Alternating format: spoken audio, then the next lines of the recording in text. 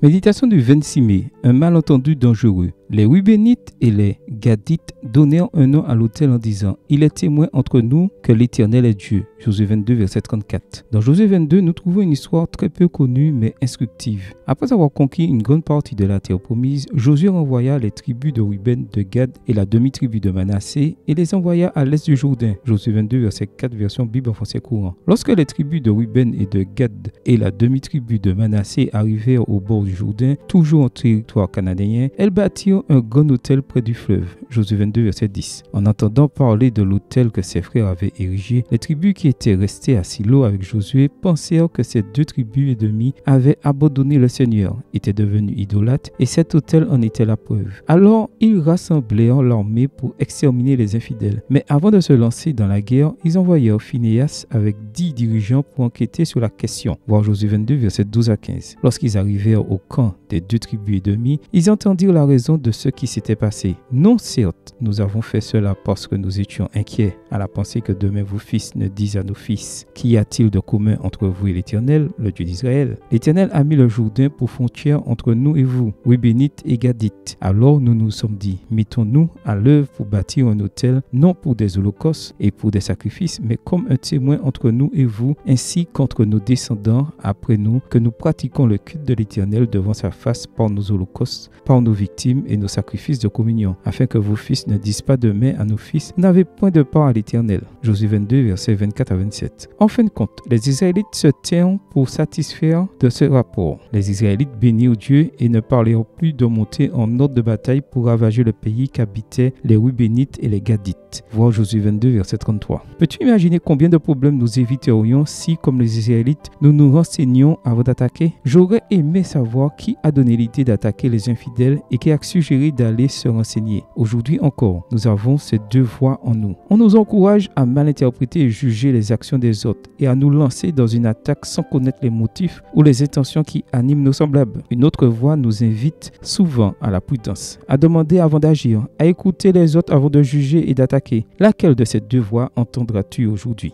Amen. Bonne journée à toi et que le Seigneur te bénisse.